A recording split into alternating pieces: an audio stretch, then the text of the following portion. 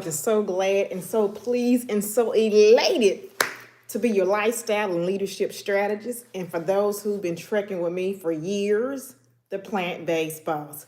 So I'm excited for the conversation today. As we close out October, and before I really get into my conversation, I want to continue to raise awareness as it relates to intimate partner violence, domestic violence, and as the founder, Eva in Jackson, Mississippi, was on the news last night. She made a profound statement, simple but profound, and she stated that awareness as it relates to intimate partner violence, domestic violence should be spoken about 365 days a year because every 8 seconds somebody is impacted. While I'm having this conversation, somebody is being impacted. And so I don't want to ever forget that. Like, although we set it aside for 1 month at the end of the year, be mindful of those who are experiencing issues, intimate partner violence issues. And I wanted to offer you this additional insight. Don't be judgmental. Don't be the one to say they can just get out and or they just want to stay because they don't want to get out. So I just want to honor that space today as we close out the month of October, Domestic Violence Awareness Month. Don't forget, someone you know and or love may be experiencing intimate partner violence, and you may be the only person who's close enough to see the warning signs. I'll say this: don't ignore the warning signs. Be kind, be compassionate, and be available without judgment. Good morning. Thank you all for joining. Share this out. Share this out. I will get into my conversation for today as we close out the month of October and get ready to roll you all into your holidays. So our title today is From Individual Change to Cultural Shift. And I'm talking about building systems of wellness, building systems of wellness. We've been talking all month long about personal wellness, about mindset, lifestyle, discipline, doing life well, pretty much from the inside out. And I share with you all, even just the other day, just simple ways that you can enact practical wellness wherever you are. And so that we can take control of our health. We can take control of our health. And that is my desire for my community, for Boss Nation, whether you are a leader, whether you lead inside your home, or whether you lead outside of your home. It is our responsibility to take control of our health. And so today, I want to level it up a notch, right? I want to level it up a notch. And here's why. You can start shifting personally, but something very, very powerful happens when you begin to influence those around you. Your wellness, it may start out just with yourself. You're on your own health and wellness journey, but you find people start asking you questions. What are you doing? What are you doing different? You look different. You're smiling more. What's going on? And so our wellness starts out. It can start out in your home, but then it becomes a ripple effect with your family, with your team, and if you are in community, within your community, your workspace. And so that's our topic today. From individual change to culture shift. Building systems of wellness, because we want to impact systems, not just ourselves. That's the one thing that I recognize, is that my wellness was more than about me. And I'm going to share with you how my journey started here, but then I realized as a leader. If you are a leader, you have a responsibility for those you're responsible for, and not just to keep sending out assignments, keep sending out the next task, the next thing to do, the next report. No, you have a responsibility to show your team how to be well. Wellness is a journey. And so it should shape, and it does shape how you lead. Let me say this in case you didn't know. If you're unwell, you're leading an unwell team because they're going to adopt the practices that you have and they're going to do the things that you do. So let's get into this conversation. When we think about change and we think about shifts, every shift in culture begins with an individual decision. Every shift in culture begins with an individual. Somebody had to make a decision. Somebody had to make a decision. And so, and if you've been trekking with me for any length of time, you know my story because I tell it all the time. Good morning. Good morning, YouTube. What's up, y'all? Good morning, Facebook. Y'all make sure y'all share this out with 2 or 3 people who may need to better understand this wellness journey. Let me share this with you all for those who have not trekked with me for a while.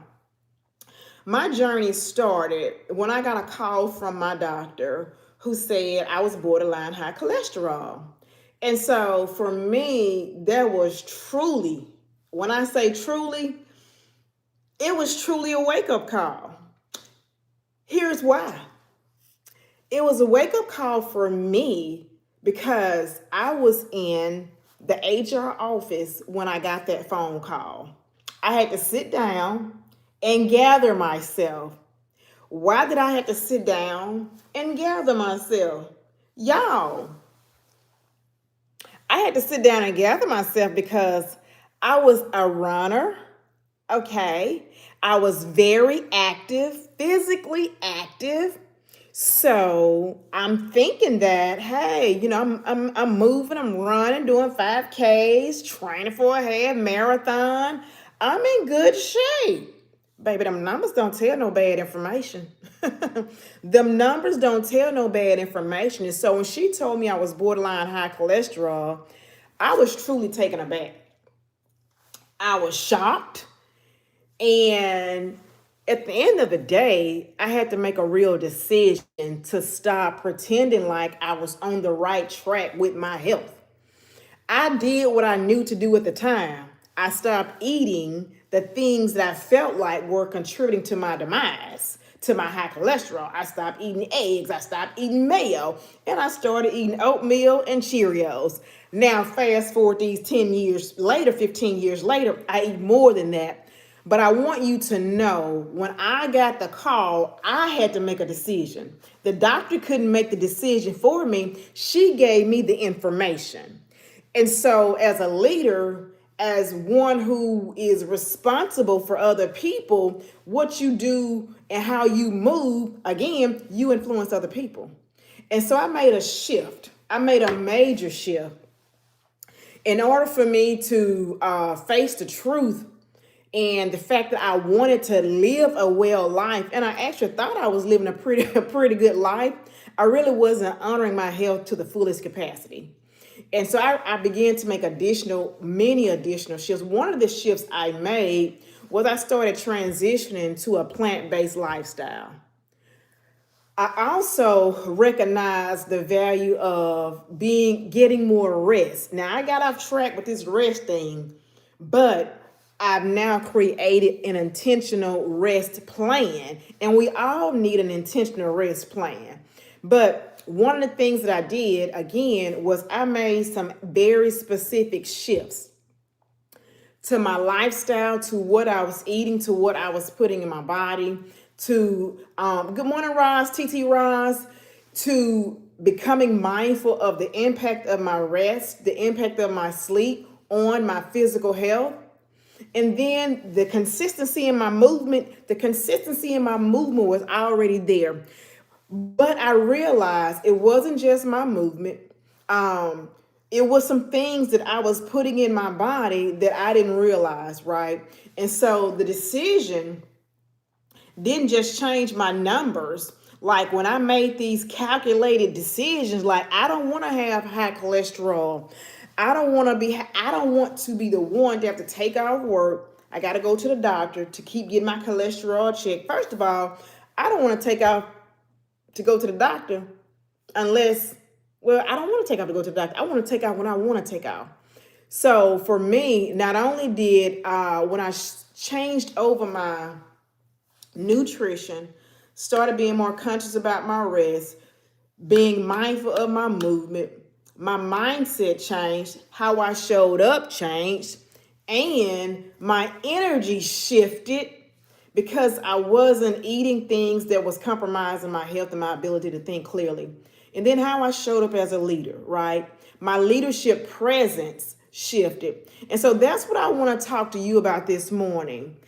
Personal wellness isn't private, it's actually contagious. And listen, people watch what you're doing as a leader, good, bad, or indifferent. Your team is watching you.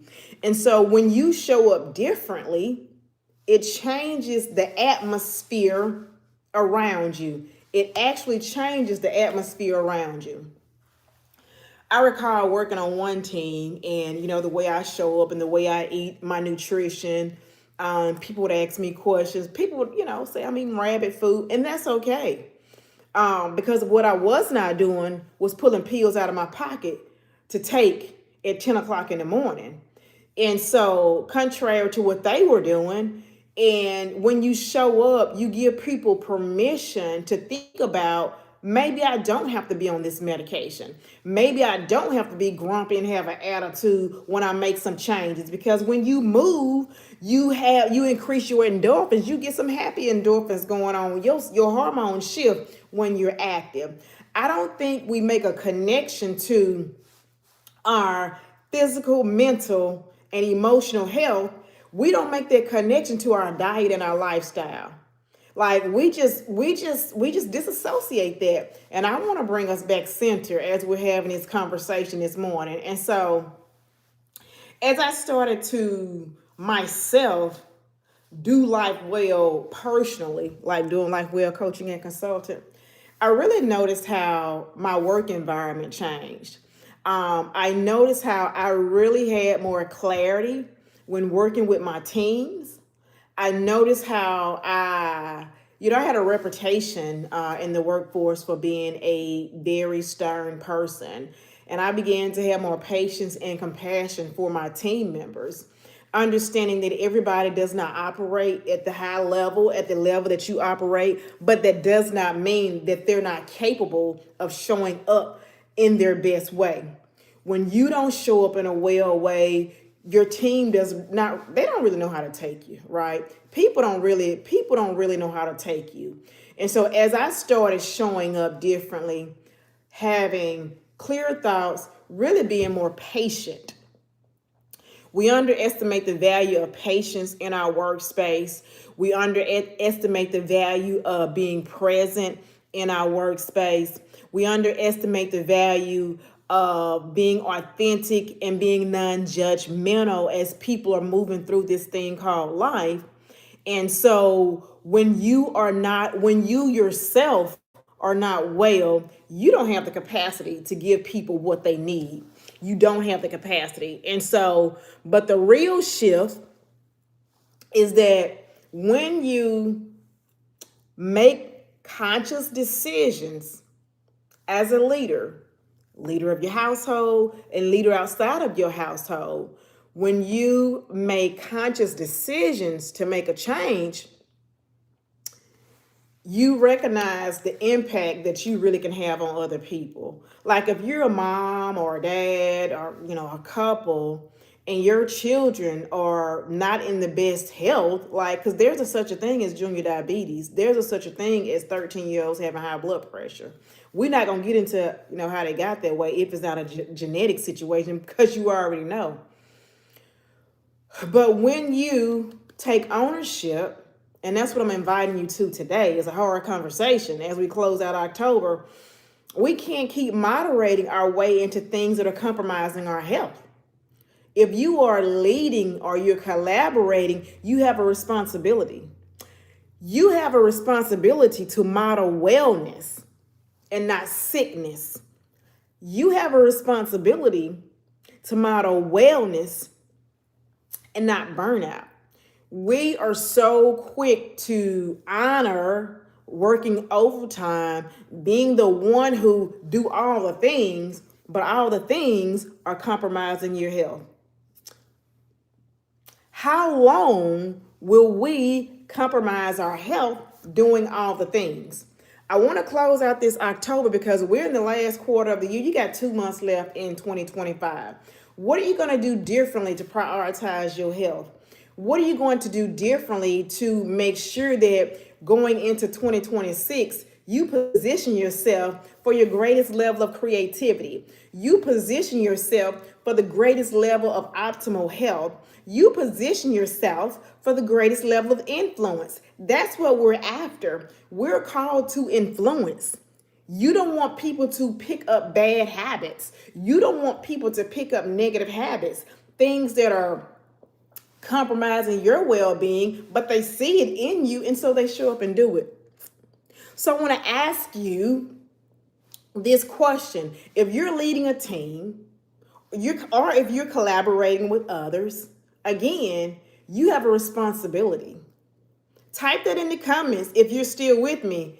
If you lead a team or if you collaborate with others, you have a responsibility to model wellness. Yes, you have a responsibility. You have a responsibility to model wellness. And so start asking different questions if you are a leader. Here's what I want you to ask. Are we creating space for rest and reflection? How often do we pause and ask questions of our team? Like, how often do we pause? Are we creating space? Is your team comfortable? If they need a break, are they comfortable with acknowledging that? So, are we creating space for rest and reflection as a team? What's up, Shan? All the way from Flow Rider. What's up? What's up? The second question I want you to ask yourself, and be sure you share this out. I want you all to share this out because this wellness thing, wellness as leaders, it ain't no joke. Because we influence so many people that the thing about it is we have so much influence, but actually, what are we influencing? What are we influencing? So are we creating space for rest and reflection? The other question I want you to start asking, are we encouraging people to take care of themselves? Or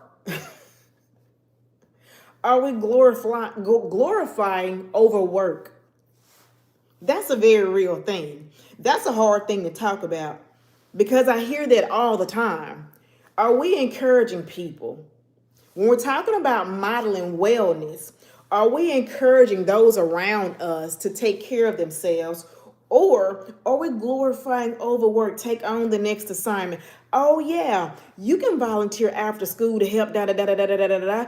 Oh yeah, and you can pick this up da da da da da da. Oh yeah, and can you come in early 3 days out the week? And oh yeah, a lot of times we take on this badge of honor with all these extra responsibilities, and then we compromise our physical health, we compromise our mental health because we are so exhausted.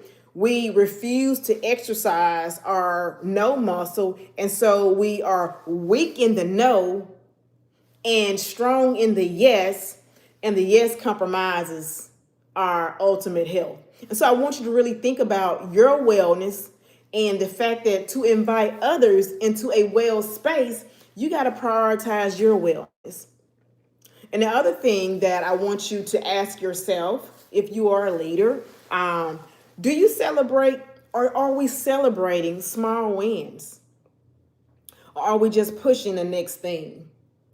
Like sometimes if you're working towards a goal, if you're working within a company, agency, or your health goal, how often do you wait until the end of a project before you recognize those around you?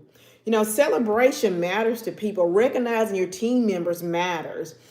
We underestimate that value of those connecting words, of those words of affirmation. We oftentimes under recognize and undervalue the value of acknowledging. And so I want us to, really think about shifting when you hit your space of wellness. How are you setting that up for other people? How are you creating spaces for your team, for your family, for others to feel in a place where they can acknowledge, hey, I'm not good? Can somebody actually come to you and say, I'm not good? And then be able to have a compassionate ear with some direction. I'm talking about from individual wellness to actual systems of wellness. And basically, when I say a system of wellness, I'm talking about if you value wellness, if you value your health, then you need systems that actually make it possible. And so here are a few tangible things. And if you're with me, put them in the chat. Do you practice, number one, do you practice wellness check-ins? Do you practice wellness check-ins? Do you check in with yourself every day? One, to see how you're doing. Do you check in with other people that you're in relationship with? So if you're an entrepreneur, do you have like co-working connection sessions where you're able to check in with others and you don't feel isolated and alone? If you're on a team, do you check in with your team members on a daily basis, or do you just constantly send out emails?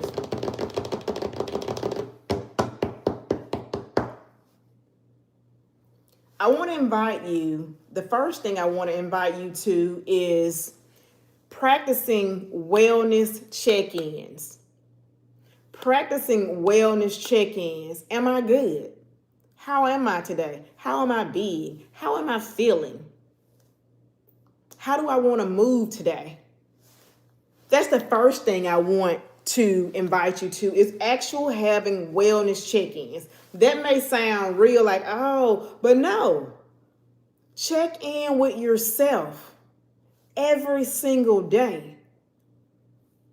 And as you have capacity, check in with somebody else. Encourage others to begin having wellness check-ins as well. If you're in a workspace, I'm imploring you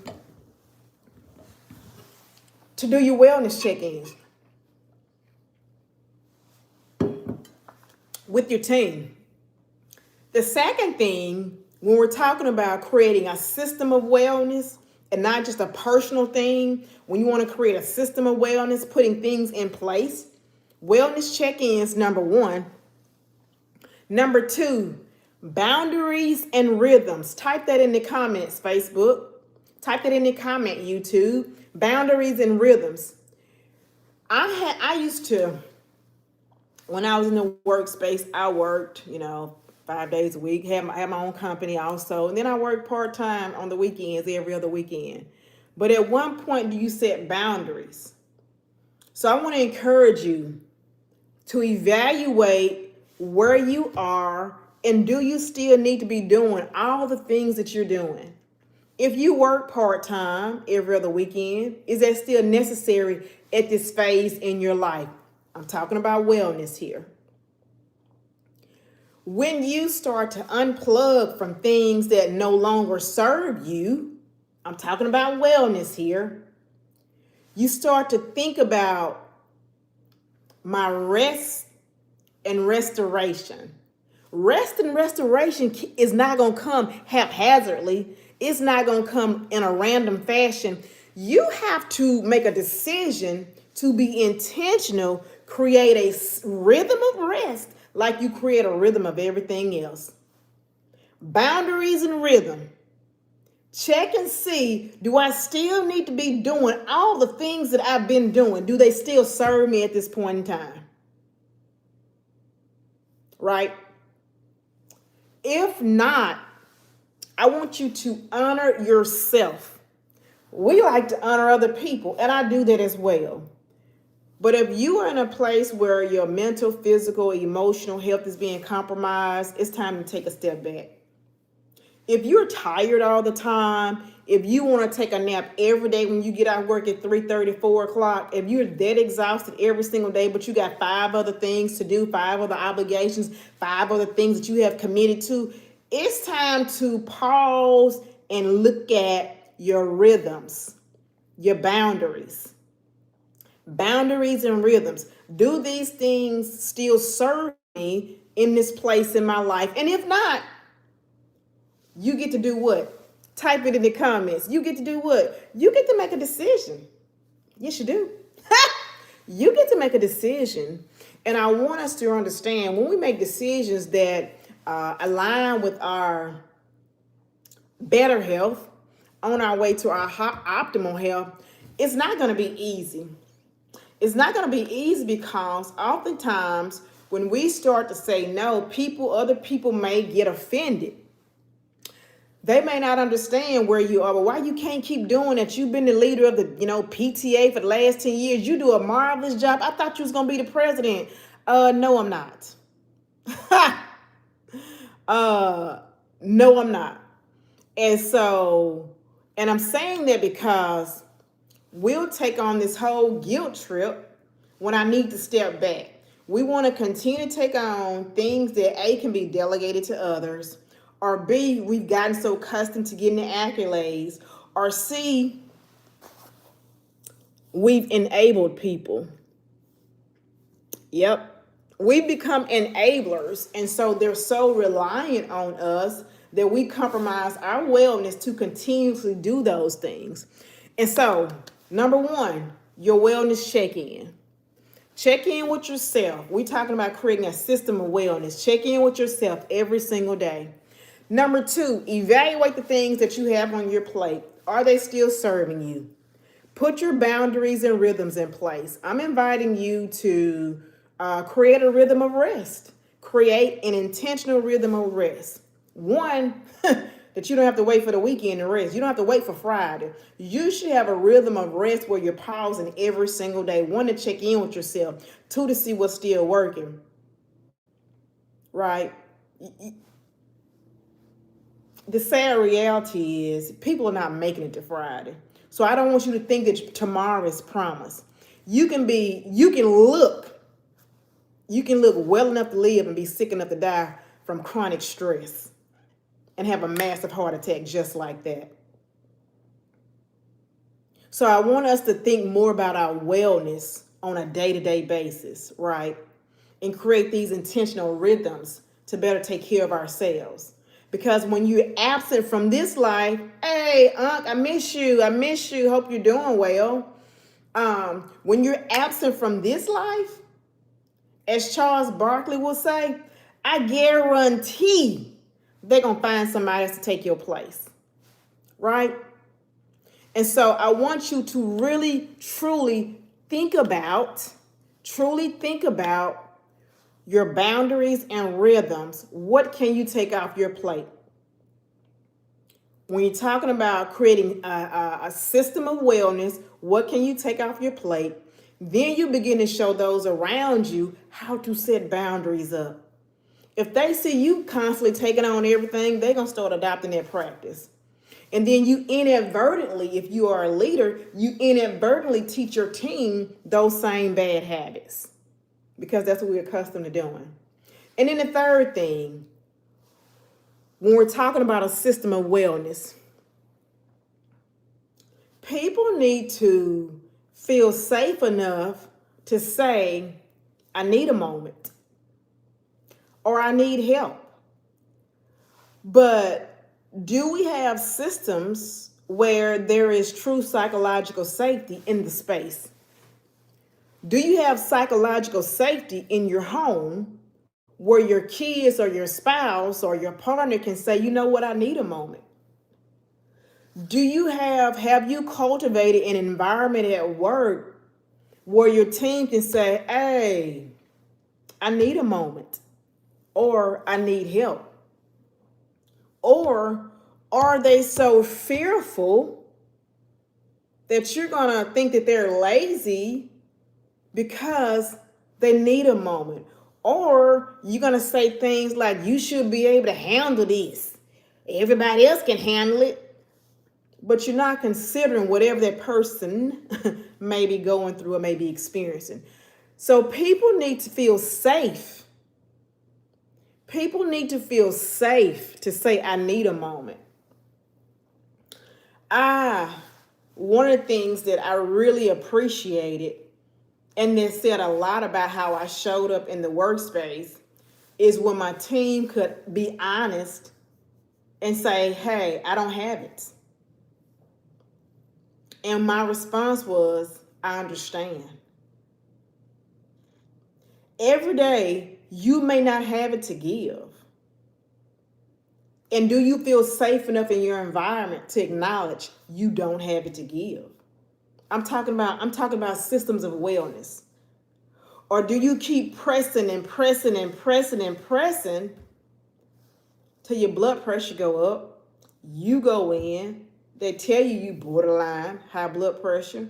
You continue to forge your way through. Then you go back, then they put you on medication.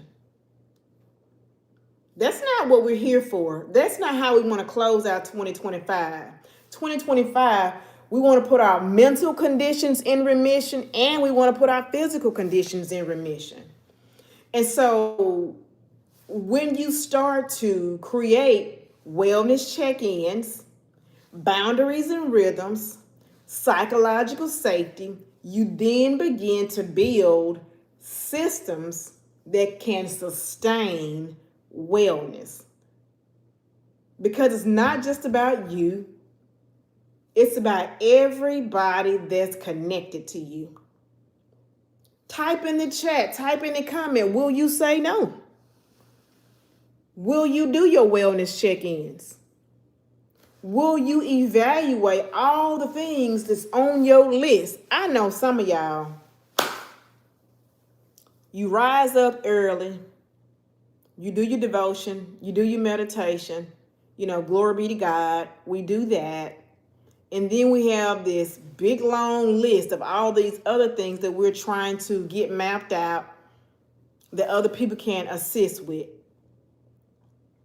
But what are we really, really doing to check in? I will say no. You can. Thank you, YouTube. You can say no. And I'm going to add this to you. You can say no unapologetically. If y'all need somebody to practice your no skills with, if you're not strong enough to say no, I would drop my Calendly link and we can start practicing. Let me be your no coach. Let me coach you through some experiences so that you can get stronger. Because what I don't want to see is you to continue on this pathway, you to continue on this unwell journey in mass chaos all the time, chronically stressed out, in a chaotic environment, and you're unwell. And the people around you, they're going on about their business. We want to create systems of wellness. Type that in the comments, systems of wellness. And so in order for us to create systems of wellness that's sustainable, we have to be practical. Because your wellness, again, is not just for you. If you don't take care of yourself, the people around you are not going to take care of themselves. They model how we live. The people around us model how we live.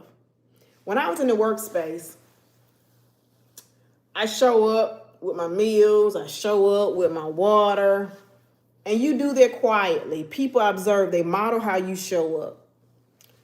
When my team would ask me questions, about my wellness journey, the next thing I know, they start showing up at meetings with nuts. They start showing up at meetings with water. They start showing up at meetings with fruit and not donuts. You see what I'm saying? When you model, you give people permission to step outside of what they've been doing and pick up some things that can improve the quality of their life.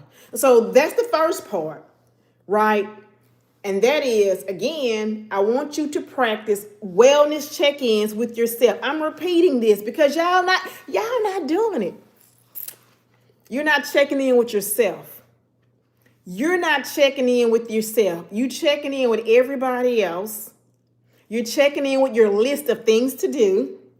Yes, you are. Because I know you. I know you, YouTube. I know you, Facebook. You're checking in to make sure everybody else is taken care of. And you pulling all your little hair out. Your blood pressure is 200 over 99.12. I know this. Y'all done told me. So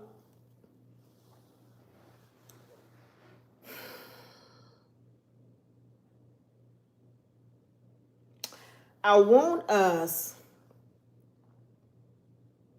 to normalize,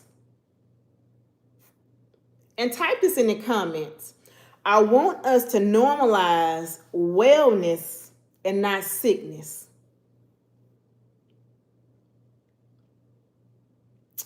We've normalized sickness for so long. When somebody is absent from work, we already know, oh, she gonna be. We normalize being unwell, right? This is what I want you to think about. This is what I want you to think about. When you prioritize your wellness,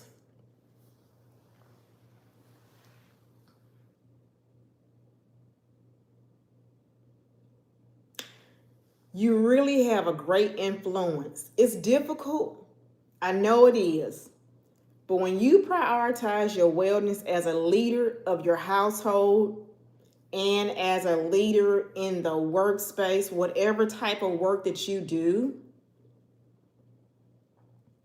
you create an environment that's more open.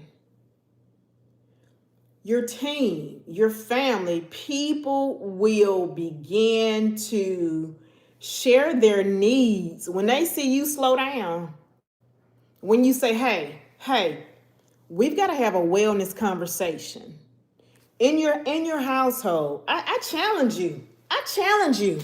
I challenge you. I challenge you this weekend. I challenge you to sit down with your family. And if you're a leader, I challenge you Monday. I challenge you to sit down and say, if you got this going on, what's up, Queen? I challenge you to sit down and evaluate your wellness. And everybody in your household evaluate your wellness. Coach, what are you talking about? How am I being today? Am I okay today? If I'm not okay, what is one thing that I can do to shift that? Each individual person responsible for that. Not you, Queen, asking yourself, then asking everybody in your household, then you go and try to fix everybody in your household. That's not what I'm asking you to do. I want us to take responsibility for our wellness. I'm challenging you this weekend to do a real wellness check-in with yourself and find out. We're talking about creating a system of wellness. If you don't check in, you don't know that you done checked out. Y'all be done checked out and don't even realize it, especially on them jobs. Check in, do a family check-in. Let your family sit down. Stop all the ripping and running. Cancel some of the places y'all going. How about y'all don't go nowhere this weekend and get some rest? How about y'all do that? I got my hand raised. I'm talking to myself right there. In the workspace, I challenge you to meet with your team and do some real wellness check-ins. Because when you do that, you create a space where if you're intentional and you build this out, you can create an environment where people communicate more openly. You'll begin to see what's not seen. I hope you're picking up what I'm putting down. Because if you're always on the go, family, you're missing things in the house that you need to see. If you're always giving out tasks, supervisor, leader, administrator, deputy, then you're missing things within the team. People don't always say what they're experiencing. You know, body language tells a lot. And so when you start to do those wellness check-ins and you really are starting to see people, see your team, see your family, you're going to pick up on some things. They're going to start to be more open to share when they're not okay. That's real wellness, when you can show up and say that you're not okay. Because too many people are suffering in silence in a number of different things. And so when you begin to share a common language of wellness, a lot of things improve. In your household, you feel better. Your kids act better. In the workspace, when you show people that you value them, you value their wellness, what they have going on, it brings so much joy. And you realize that I'm having a real impact on people. Because one of the things that we do, we don't normalize wellness. We normalize sickness. It's time out for normalizing sickness.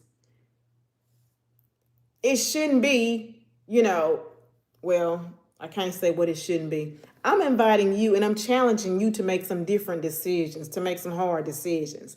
Is it easy? No. Is it worth it? 100%. There was a time I wouldn't show up on this live. I wouldn't even show up and walk out my door without wearing makeup. I hadn't worn makeup in probably 2 years. I put it on for occasions. Why did I bring that up? When I started taking better care of myself from the inside out, drinking this water, taking care of my wellness, the skin is flawless. Just throwing that in there. When we take better care of ourselves, it shows up.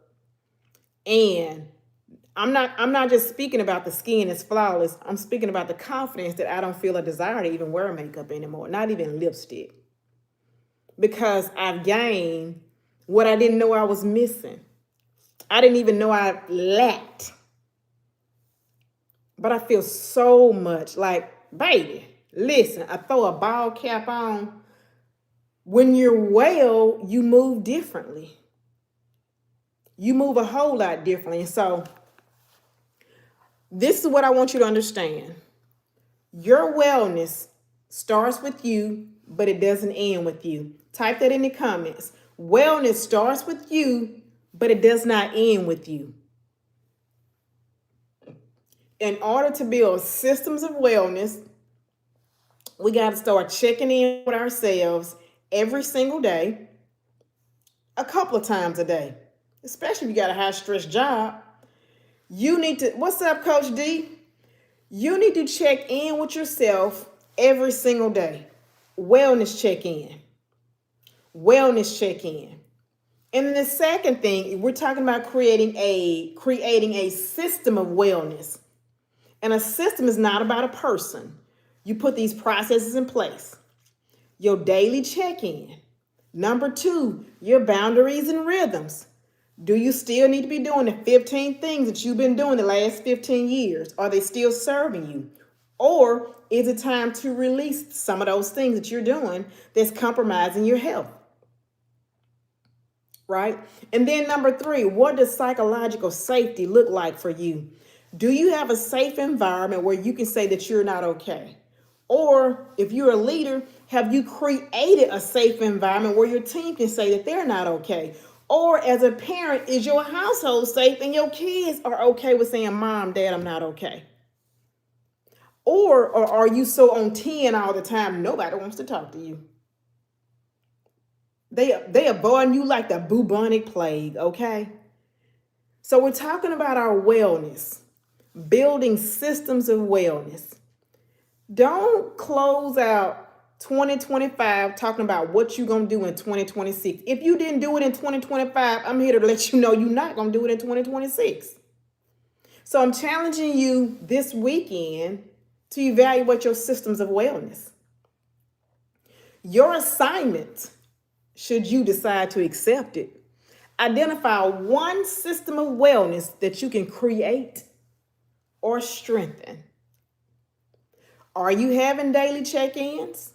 If not, put that in place. It could be a morning reflection, a midday check-in. I need y'all to start taking some intentional breaks too. Get off 1,000 all the time. Get off 1,000, right? So understand that your wellness might start with you, but it don't start with you. When you talk about building a structure around your values, structure, system of wellness, this is what I want to say before I get off here this morning. If you say you value your wellness and your health, then how are you demonstrating that in practice? That's what I have for you all this morning. How are you demonstrating that you value your health and your wellness despite competing priorities? Because life is gonna life. And let me say this, because we're closing out the year, right? Don't close out the year the way you got stuck in the middle of the summer trying to work on something. Don't close out the year saying what you're going to do in 2025, 2026, when you can make a decision and start working on your difference today. It's time for you to disrupt for yourself. And so I want you to understand your personal journey can shift. Any cultural change starts with an individual decision. So I want y'all to really think about this. How am I influencing others? When you're talking about a system of wellness, it starts with me, but it don't start with me.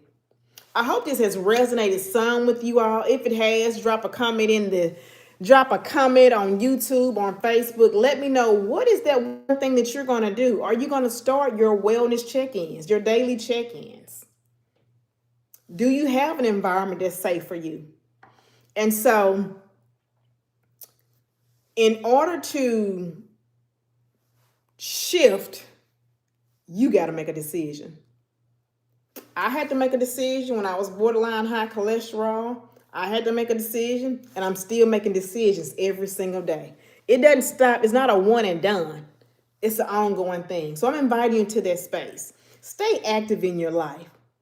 And so I appreciate you all joining this morning. Hopefully this has resonated from personal transformation or personal wellness to shift and being influential with how you show up in your environment.